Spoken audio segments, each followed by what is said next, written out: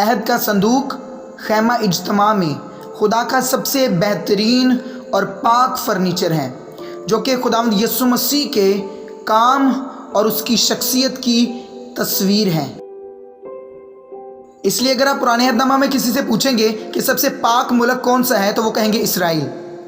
यरूशलेम में सबसे पाक जगह, वो कहेंगे कोहे सयून। कोहे सयून पर वहाँ पाक से पाक तरीन जगह कौन सी है? हैकल में। उसे असल में कहते हैं पाक तरीन मकान।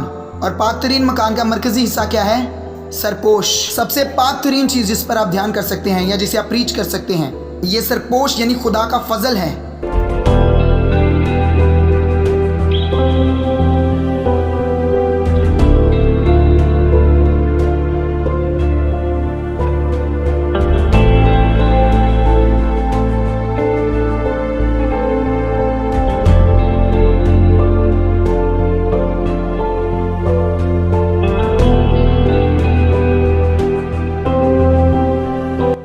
जहाँ पर भी अहद का संदूक जाता था, ये फतह दिलाता था। जब लावियों ने इसे अपने कंधे पर उठाया और दरियाई यर्दन में कदम रखा, खुदा हटा देता था दरियाई यर्दन का पानी। और खुदा ऐसा करता था सिटी ऑफ एडन तक कुछ होता था, कुछ ना कुछ अच्छा हमेशा होता था। जब आप खुदावंद यीशु को देखते हैं, आप में से कुछ सोच रहे होंगे कि हमारे लिए क्यों इतना ज़रूरी है यीशु को देखना। इसका मेरी शादी के साथ क्या ताल्लुक है? परवरिश का क्या? वालिदैन के तौर पर इसका ताल्लुक इन सब से और इन सब से बढ़कर है।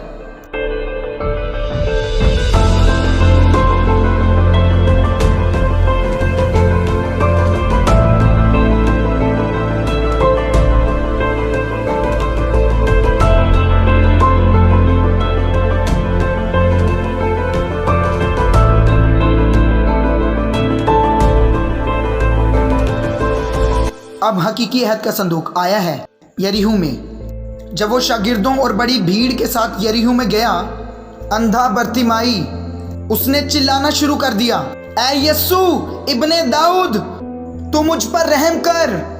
तब यीशु उसके लिए रुका।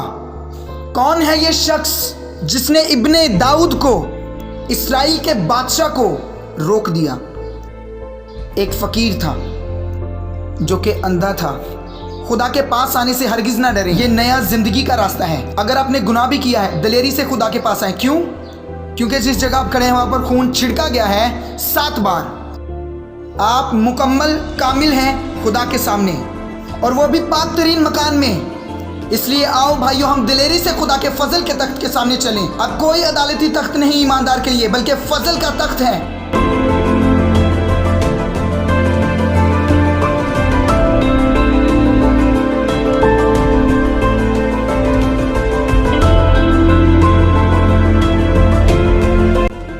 सालों पहले मैंने ये देखा कि जब हम पाक शराकत लेते हैं तो ये होगा। ज़बूर 129 यहाँ पर यूँ लिखा है, हलवाहों ने मेरी पीठ पर हल चलाया और लंबी लंबी रगारियाँ बनाई। जब मैंने ये पढ़ा, खुदा ने कहा ज़रा सब्र करो, ध्यान करो यहाँ क्यों लफ्ज़ आया है, मेरी पीठ पर हल चलाया। और लफ्ज़ रिघारियाँ, ये काश्तकारी के अल्फाज हैं। ये नहीं लिखा कि उन्होंने मेरी पीठ पर मारा या पीठ पर जुल्म किया या चोट लगाई या पीठ को छेदा। लिखा है हलवाहों ने मेरी पीठ पर हल चलाया। लंबी लंबी रगारियां बीज बोने के लिए होती हैं। मैंने ठीक कहा?